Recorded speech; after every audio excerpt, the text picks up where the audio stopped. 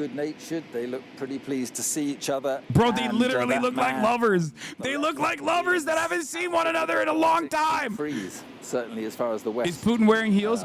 Yes, he is, bro. Are you kidding me? He is a manlet. Putin is much shorter than Donald Trump. Donald Trump is like 6'3". Putin is a much shorter man, so he definitely is wearing heels. And it'll be interesting to see if they are going to speak beforehand. Donald Trump and Vladimir Putin hold summit in Alaska.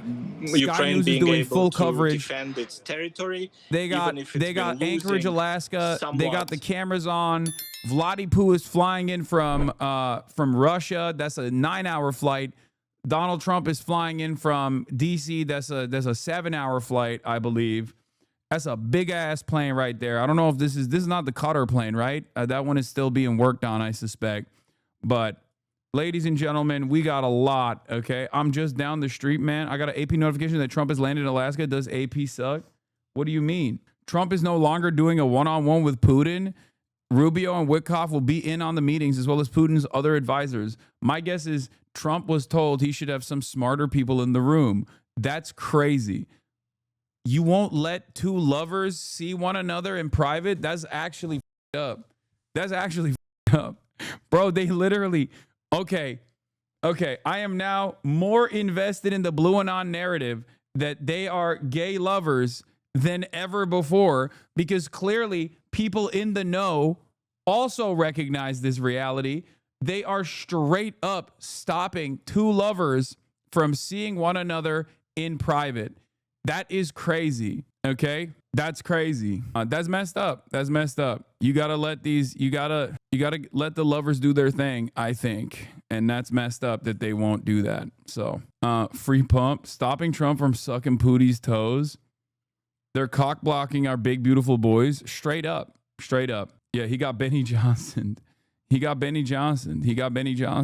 Dude, this is pretty funny though. Like I love that they normally, it's going to potentially last 7 hours until we get a press conference. Dmitry Peskov, Putin's spokesman, says a summit with Trump could last about 6 or 7 hours. 6, 7. Oh God, I'm so stupid. I deserve punishment. Hope Trump is excited to learn a lot about Yurik and Bogdan Khmelnytsky. Okay, 6-7, skobliat. Okay. Hi, HasanAbi. Sorry I'm late. Thanks for doing the scarf thing. It makes it cool and less zesty. If you do it, you got it. Good luck for you. Okay, so I will say this is pretty funny that even Trump's own people who normally let him do his thing were like, bro, we can't let you do this one. Like it is, even Trump's own people were like, yeah, we have to be in this, man. We can't let you give up Alaska, because that was being floated. Okay. That was being floated around. I read a report that Trump was like, yeah, we'll let them extract from Alaska. The art of the deal, baby. Can't have peace talks without Zelensky involved. No, that's not the concern. What do you mean? It's not happening already. It's not like Zelensky's involved in these conversations. That's not the concern. The concern is you need like actual adults in the room. Otherwise, Vladimir Putin is going to get like 8 states out of this convo. They're going to come out of this meeting and Donald Trump is like, yeah, I gave him North Dakota. Who needs it? We got South Dakota.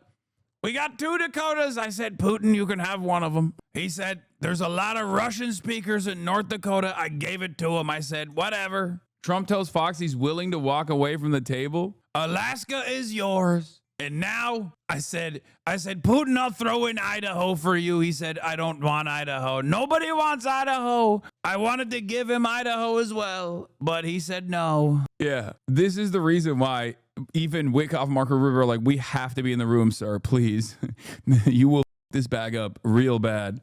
Because like this kind of dynamic, Trump has the same dynamic with Vladimir Putin as he does with like Benjamin Netanyahu. But of course, given the way that American foreign policy works with Israel, you can have Trump eat Benjamin Netanyahu's toe jam, right? Like, that's fine. That's normal American foreign policy. But you can't have him do that to Russia because Russia is a foreign adversary. So that's the reason why they were like, hey, man, we have to be in this one. A White House official confirms Trump's one-on-one with Putin is no longer happening. Instead, it'll be a 3-on-3 with Special Envoy Steve Witkoff, Secretary of State Marco Rubio joining Trump. Not clear who will be joining Putin from the Russian side. For the expanded bilateral meeting and working lunch, Trump will be joined by Secretary Marco Rubio, Secretary Pete Hegseth, Secretary Scott Bessent, Scott Lutnick, Special Envoy Witkoff, Chief of Staff Susie Wiles, per a White House official. Don't worry, we still have the one with the faces, the big, beautiful faces. I just think they legitimately were like, we cannot let you, we don't trust you.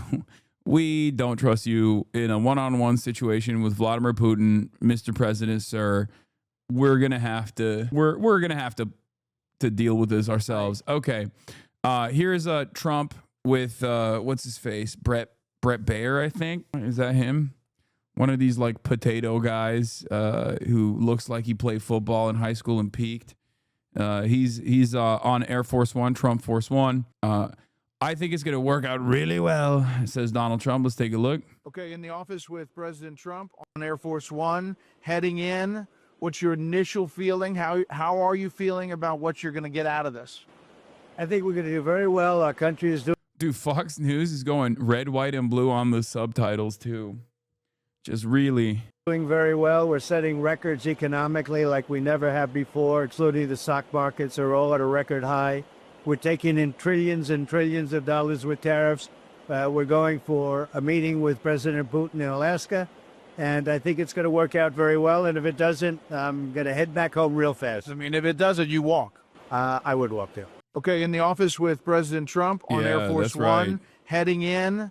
What's your initial feeling? How are you feeling about what you're going to get out of this? Isn't this a little bit, it feels like AI. Yes, Trump sounds like he's AI. Isn't this also kind of an L? If you just like invite Vladimir Putin, war criminal, to the United States of America, which is fine, you have to do that, right? You have to have a ceasefire. You have to have a conversation with Vladimir Putin. I don't have an issue with that, right? But like if you invite him all the way to Alaska and then you don't get anything out of it, isn't that a little bit of an L for America again? Especially because like for the past week, mainstream media has been explaining for the first time in a long time the actual conditions, the actual battleground, the actual battle lines and what they look like and how much leverage Putin currently has and how much interest Putin currently has in the continuation of its conquest, its incursion into Ukraine. This is, of course, unique as opposed to the way that they've covered this issue for the past, 3 years almost, with very little criticism, very little accurate assessments of how things were unfolding, with the hopes that America was just like be able to make up for the lack of manpower, right? But now they're saying Vladimir Putin doesn't really have a big investment in stopping its incursion because the battle lines have been drawn and it truly favors the current way that the battle lines are drawn is favoring Russia. This doesn't mean that Russia has all of the interests of the world to continue. Obviously, they would rather not have to continue fighting because it's never that beneficial to continue killing people, right? Putin did the "you broke, I'm up" meme a little bit, but for that reason, I don't know where this goes. But I do recognize that there is a lot of appetite from Ukrainians that want the conflict to come to an end, that want the fighting to come to an end. They don't want to die, and they realize that the situation is untenable. So yeah, Russia has a massive numbers advantage, but their logistics is so bad. I know, but like at the end of the day, you still got to look at the battle lines. You still got to look at territorial acquisition. And they clearly, in spite of their logistical issues, they've been able to clearly push in and harden their positions inside of Eastern Ukraine and are still actively taking over militarily further and further into Ukraine. So like it's manpower is the name of the game here. In the war of attrition, Russia is at this stage the party that is winning. You're just not. Historically, that's just how they kind of handle all of their problems. You know what I mean? Come back for more at some point in the future.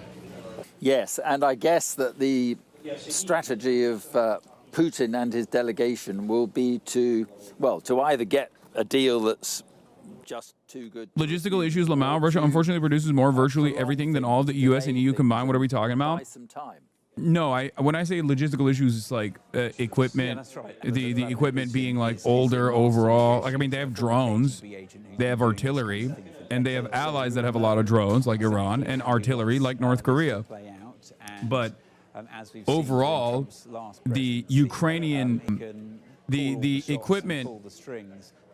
Well, I guess Ukrainians also have supply chain issues as well, from what I understand. Like, there's a lot of corruption and maybe even potentially like people just like stealing equipment to sell it on their own. Like, this is another thing that I've heard that people consistently complain about. Like, Ukrainians have drones. They have really good equipment overall. They're getting it from America, but like, there's a limit to how much they can get. There's a limit to that runway, especially post Israel's genocide.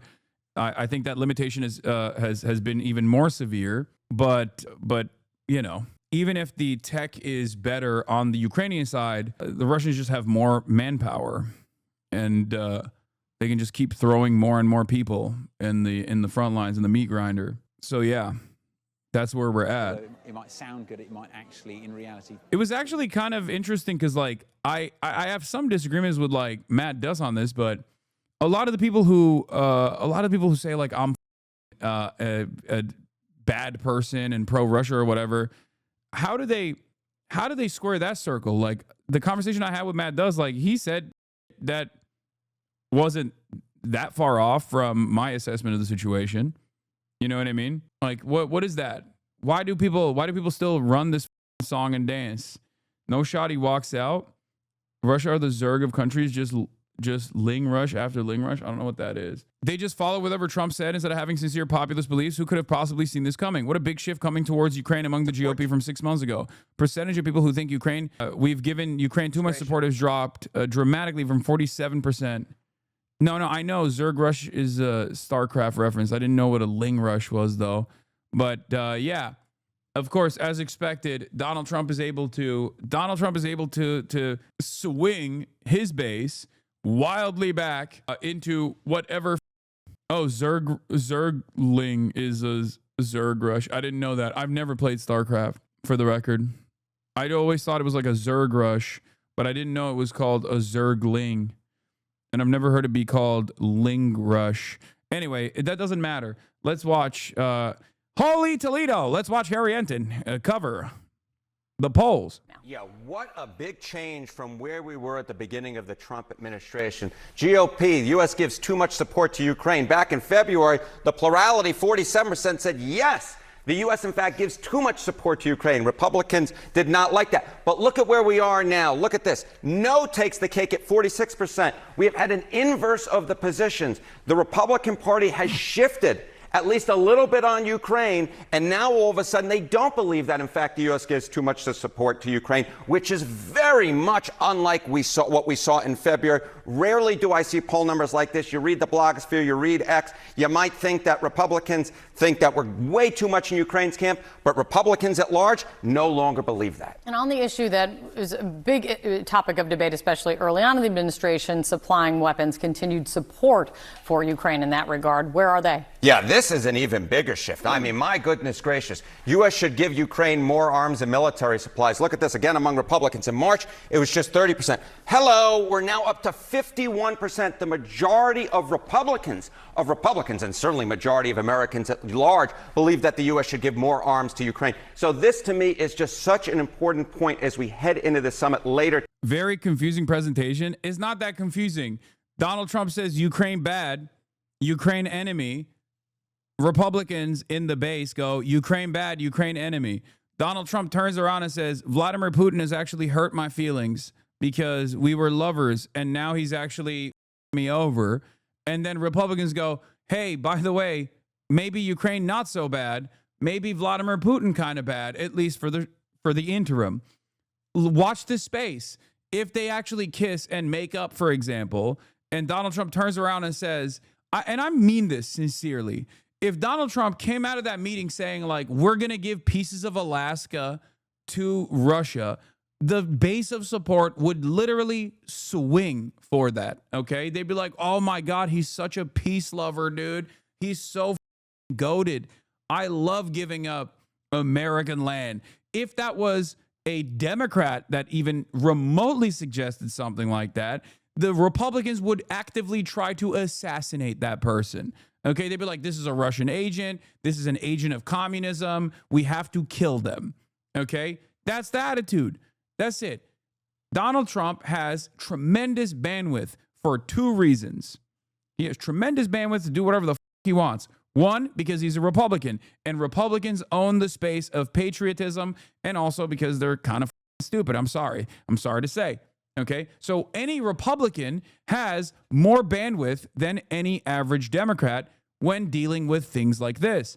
The other side of the story, of course, is that Donald Trump is a cult leader. He is incredibly telegenic and speaks to a frequency that many Americans can't comprehend. However, Donald Trump supporters love it. Okay, that's it. So for those two factors combined, make it so that he can just say and do whatever the he wants, with some exceptions like the Epstein stuff here and there. But with those like exceptions, whatever he does, whatever he says goes. Whatever he does is great. That's it. Please. Luging into this after a year. If Trump gives Alaska, he'd lose a huge group of supporters up here in Alaska. Alaska is Trump land, but they hate Putin more than they love Trump. I mean, I'm exaggerating. I don't think Donald Trump's going to give up Alaska. I don't know. I mean, I've joked about it, so maybe it will happen because things I keep joking about end up becoming reality for some weird reason. But like, the point is, Trump's base broadly will go wherever he wants them to go to. Today, Americans and Republicans are much more on the side of Ukraine than they used to be. It is quite the switcheroo from where we were just a few months ago. It's very true. And what about views of Vladimir Putin? Yeah, what about views of Vladimir Putin? I mean, this guy is hated across the political spectrum. Unfavorable view of Putin. Look at this. Among all adults, 88%. Among Republicans, 84%. Independents, 88%. Democrats, 93%. You rarely ever find Democrats and Republicans united as much as they are on the issue of Vladimir Putin. The bottom line is they don't trust him and they don't like him. I'm still just wondering what's happening with the other 10 plus percent here. 10 plus percent believe that we faked the moon landing. So he's more hated than Netanyahu. American media does really work. Huh? Oh, yeah. But it's not just, there's a couple different factors here. Okay. The reason why Vladimir Putin is viewed as unfavorable is because he has been a foreign adversary. Like give Israel and Benjamin Netanyahu 20 more years and maybe the unfavorability ratings would like meet that standard. But you're absolutely correct when you say like it's because it's a foreign adversary. He's the leader of a foreign adversary, whereas Israel for the longest time and still to this day is considered an ally, right? And perhaps the most significant ally. So that enmity is not built in. It's like a relatively new phenomenon that people don't like the leadership of Israel to begin with.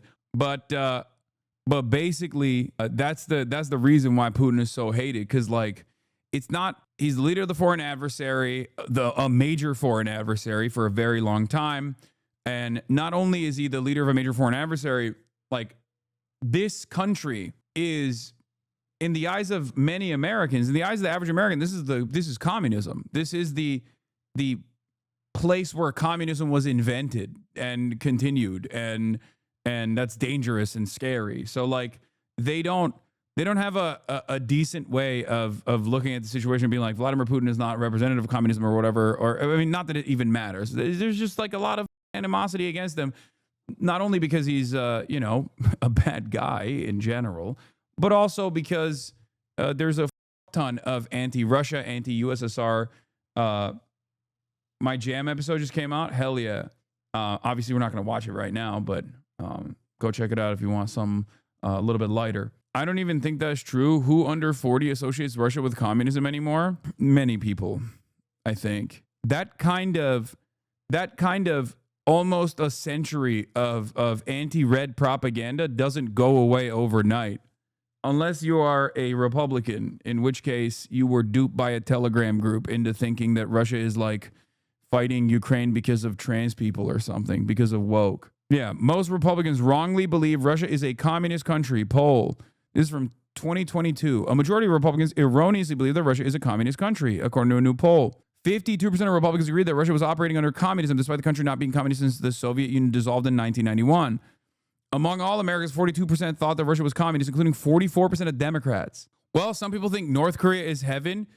Do you think the number of Americans that think North Korea is heaven is in any way, shape, or form comparable to the number of Americans, 52% of Republicans, who falsely believe that Russia is communist? How many people, that's like literally the number of people who believe this is, you can count them with one hand. What are you talking about? You just made a comparison to like at most 10,000 Americans versus half of the country. That's crazy. That is crazy. That is an absurd comparison. Yeah, you can find a person who's also hallucinating on the street, you know? Probably not the same. It doesn't have that same level of support. Well, I don't know, actually. I can't even say that any longer because half of America, half of the administrative apparatus is now just like schizophrenic. So I can't even say that. Because in Ukraine and Europe, they've said doors opening. No ceasefire today. Then we will Putler increase sanctions. That's doors what they open. want to hear from Donald Trump, and they have not going into this meeting. You know, from a president who has had much to say, riffing all the way here to Alaska, to the tarmac of this historic air base, and to this meeting imminent now with Vladimir Putin on the tarmac, up the red carpet, and into discussions. Yes, James, thank you very much indeed. And as we can see, the scene is set for this meeting between Donald Trump, the handshake, and Vladimir Putin, his plane on the right-hand side, Air Force One on the left-hand side. 8:05 in the UK, 11:05 in the morning here in Anchorage, and there on the steps of the American aircraft you can see the words "Watch your step," and Donald Trump is going to have to do that in this meeting with Vladimir Putin. And many fear, many in Europe, certainly many in Ukraine, fear that he will fall into President Putin's trap, that President Putin will sell the idea of some sort of land deal to Donald Trump, knowing that it's a plan that President Zelensky could never accept, and then Donald Trump would then blame Zelensky for holding the whole thing up, because Donald Trump is keen to get a deal done pretty quickly. So it says watch your step. He'll have to do that, and it does seem though that Martha feels pretty upbeat, positive about things. Yeah, he's spent a lot of time on the sort of 8-hour plane journey over talking to journalists. He spent 20 minutes answering questions. He was asked by a reporter whether he thought that today would be a breakthrough. He said, I hope so. I think it's interesting the way his language about this meeting has changed over the past week. It was described earlier on in the week as a listening exercise, something that was just the first step, and that there would be other more important meetings that followed. Then we woke up today to a Truth Social post in bold capital letters that this was a high stakes meeting, and now talk about potentially getting a deal over the line today. So yeah, so there he is, President of the United States of America, emerges from Air Force One. Big moment for Trump, but this of course is a president who relishes big Who will moments. fuck this up, indeed. Trump or Putin? Trump. What do you mean? In many ways, his presidency is about creating big moments just like this. And I assume the plan is for him to get to the bottom I think of those this entire process is. I think this entire process is set together by Putin just to fuck around. He doesn't. I don't think. To like Air Force base. We're not even. First of all, you have to remember something. This person right here was a KGB operative, and then also the head of state, basically for my entire life. You know what I mean? Have huge influence on what like he has a lot more experience. Ukraine, and as opposed to Donald Trump, who is genuinely an incompetent person. That things are moving perhaps towards a ceasefire. There will equally be many in Ukraine who are very worried about what he wasn't that high up in KGB. It don't matter. About to happen. So each of them walk down their respective red carpets and will soon be together. And for Vladimir Putin, this is a crazy experience, though. It is kind of wild because, like, I guess there is the whole. Donald Trump it's got to be like a little bit of a flex, I think, that Trump is just like walking by himself to show. I mean, this is American soil, so he's like pariah, certainly in the West. It's to say, like, I don't need security, but whereas like Vladimir Putin is like obviously walking with security around him. I assume that's like a bit of an environmental flex. Vladdy to Batty is on time. Yeah. Victory for Putin, who is. When was the last time like a Russian leader was on American soil? It does feel wild. I mean, these guys used to cooperate all the time. There's like a ton of photos. Putin comes to Trump directly. That's another power play. He's doing the Erdogan. That was the Erdogan. That was the Erdogan technique. The claw grip. You just keep gripping. Good-natured. They look pretty pleased to see each other. Bro, they literally look like lovers. They look like lovers that haven't seen one another in a long time. Freeze, certainly as far as the West. Is Putin wearing heels? Yes, he is, bro. Are you kidding me? He is a manlet. Putin is much shorter than Donald Trump. Donald Trump is like 6'3". Putin is a much shorter man, so he definitely is wearing heels. And it'll be interesting to see if they are going to speak beforehand. James Matthews is with the American delegation. James, tell us the plan. What is the plan? Are they going to speak before they get down to talks? It would surprise me if you're here, Mark. I'm in an event center where there are 2 podiums set up. This is a weird This is weird, bro. I'm not going to lie. This is a weird sight. Here from both these individuals. I'm very happy. President Trump clapping the arrival of Vladimir Putin and big smiles. You know, this is the superpower moment, the smile and the shake of men who hold peace in their hands. A defining moment for both men. You really have to be a demon to be president. Imagine palling around with someone who's killed hundreds of thousands of people, and you probably have yourself as well. I mean, yeah, these guys have bodies. Both Trump and Putin have bodies. So at that stage, it's like normal. You know what I mean? Their questions. It's like an entry point. It's an entry point to being a world leader is that you have a fuck ton of bodies. Wait, did they get in the car together? They're in the Beast. They get in the Beast together. They're kissing. Oh, you know they're kissing, bro. You know. So they do have some private time. 6 or 7 hours, and I would think that is something that the Americans are not prepared for. Yeah, the White House indicated earlier this week that they expected the talks to last for 3 hours, and I think that's more of the time frame that Donald Trump would be expecting. You know, he does not want to be locked in a room with Vladimir Putin for 6 hours. We can actually hear just above where we are now fighter jets. There we are, yes. We can see in the distance. Fly past. It's just roared over our head. A number of, there it is in the sky is a display of American military might right over Vladimir Putin's head. Yeah, flying in diamond formation. They left from that joint base Elmendorf-Richardson, and not an unfamiliar sight in this part of Alaska. There's lots of training exercises around here, but yeah, I'm sure there'll be a few demonstrations of American strength for Vladimir Putin today. Interestingly, on the flip side, I've been told that the Russian journalists who were flying over on the jet chartered by the Kremlin, they were eating chicken Kiev on their way over here, perhaps a dig to Ukraine there. And the two presidents, extraordinary shot, actually, two presidents together.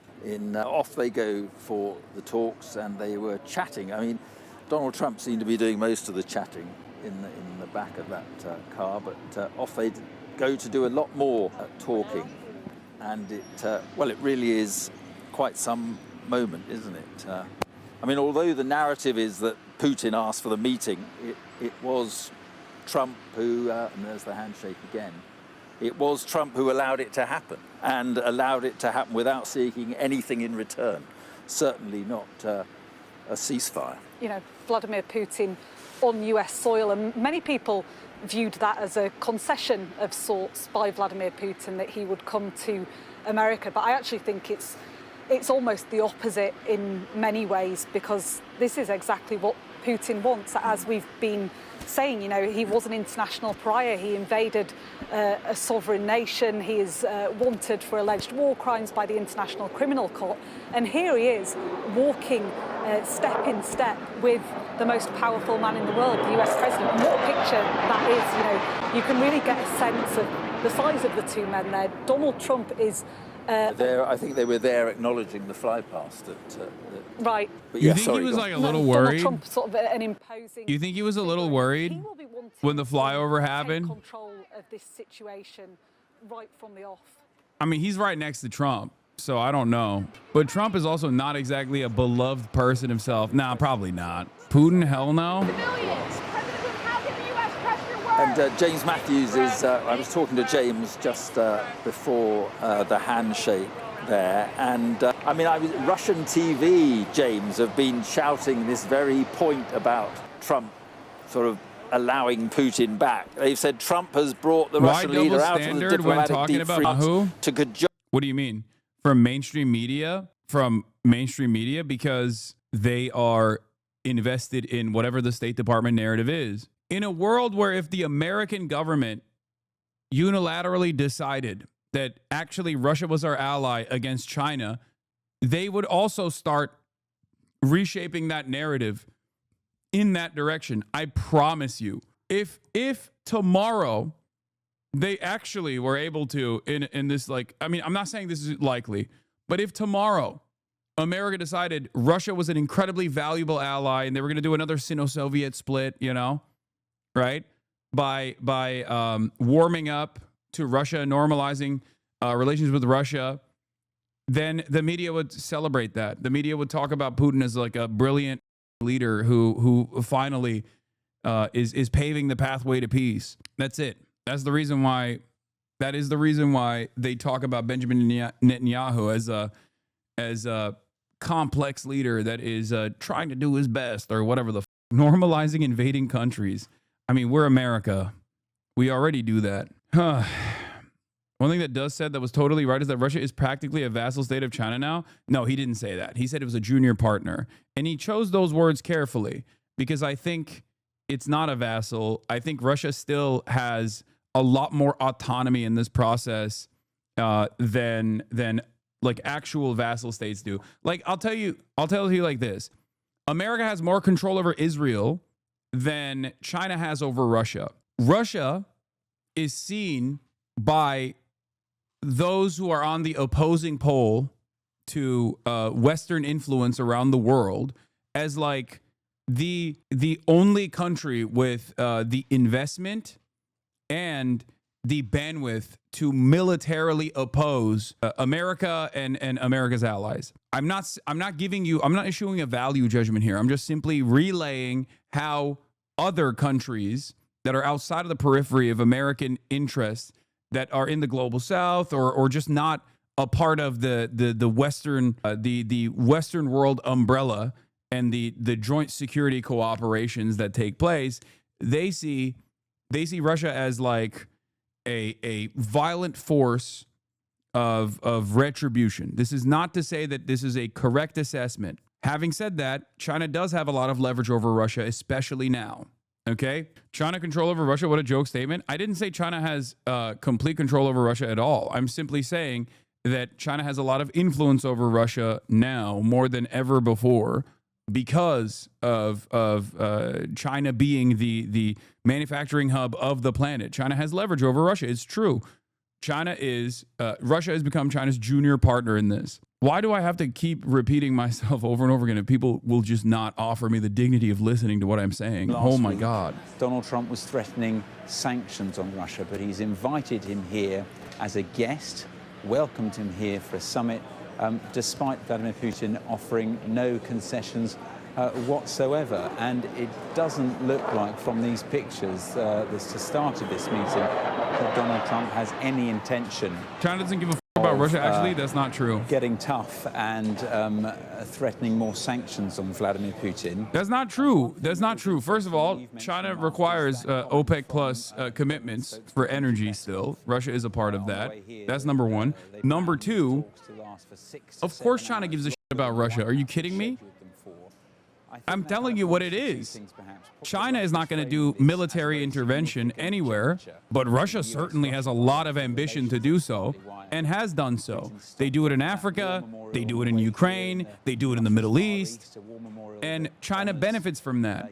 If there are two different poles around the world, you know, similar to the Cold War, if you have like two different blocks, and then maybe the non-aligned countries, but not necessarily. You got NATO and Western forces, like the Western security apparatus that exists, and then you got everyone else. Everyone else in the equation would obviously be China being like the major superpower that is behind this block, okay? And Russia is the tip of the spear, the weapon that they wield against any kind of Western influence.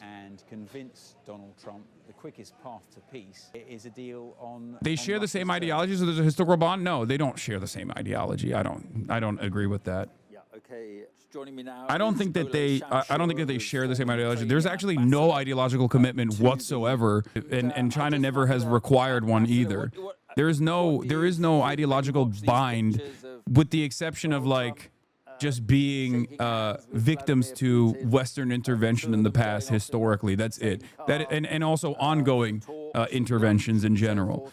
What are your thoughts? That is the only thing that has brought these other world powers together. Of the democratic world tapping the hand, almost chumming up with the war criminal aggressor. And while China is a transitional socialist state, and there are still many areas in desperate need of improvement in Chinese governance and issues, when it comes to their foreign policy, they have an incredibly, I would even say, in a damaging way, a non-interventionist attitude. I mean, look no further than Israel, okay?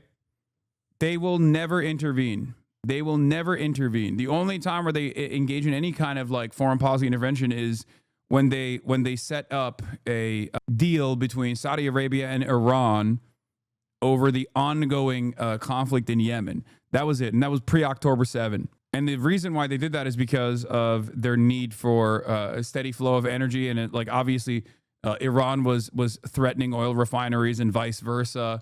And of course, Saudi Arabia was threatening Iran and its position in Yemen. So obviously, like China didn't want that to continue, so they packed it up. That's it. China only cares about China and nothing else. China only cares about doing trade around the globe and nothing else. Millions will thrive with labubus. That has been their attitude. Not as with an enemy, but as a partner. And I think that one of the issues which will be discussed, that will be the issue of revamping, refurbishing U.S.-Russian relations. And definitely Putin knows how to play on the false ideas, illusions of Donald Trump, who really wishes to implement some absolutely, in my view, illusionary economic projects or trying to revamp the rules of the world politics with Russia, or to drag Russia off China. Definitely, Putin will be playing all those cards. And as I said, it augurs quite well, quite bad for the possible outcome of this meeting for Ukraine. There's lots of talk about territory. Donald Trump has talked about land swaps. Putin seems to want the rest of Donbass.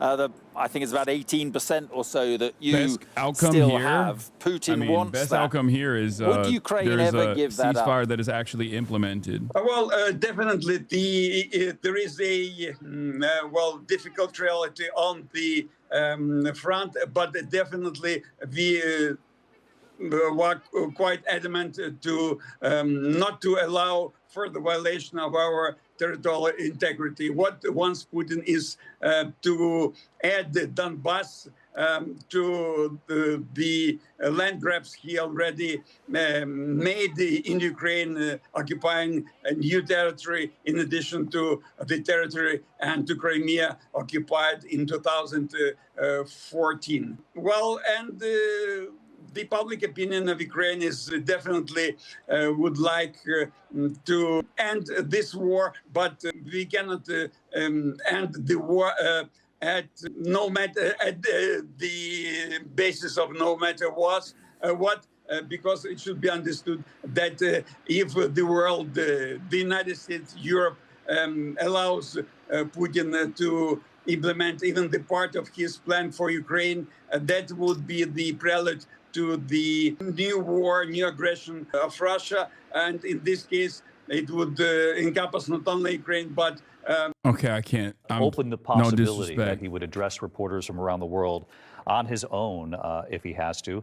He said he's going to meet with Putin here in Alaska. I think it's going to work out very well. And if it doesn't, I'm going to head back home real fast. The president has talked in the last 24 to 48 hours, and here we see the pictures right now. I gotta pee. Inside the summit room there in Anchorage, Alaska. Oh, shit! The sprawling joint base. Oh, they're Richardson. speaking! Let's listen to the reporters as they try their best here. Everybody get out of the room! Thank you, President. Thank you, President. Back to the images from before. We're going to re-rack to the beginning of those images because, again, that's the pool feed of what's playing out in the room. You can hear all the reporters trying to get questions in. You can hear some of the advance team is telling folks to get out of the room, meaning the moment is over. Now they work on the summit on their own, the 6 in that room. If we're able to queue up those images again, we'll surely share them with you. But what we've witnessed here today, obviously, is the landing of Air Force One in Anchorage, Alaska, the Russian president arriving a short time thereafter.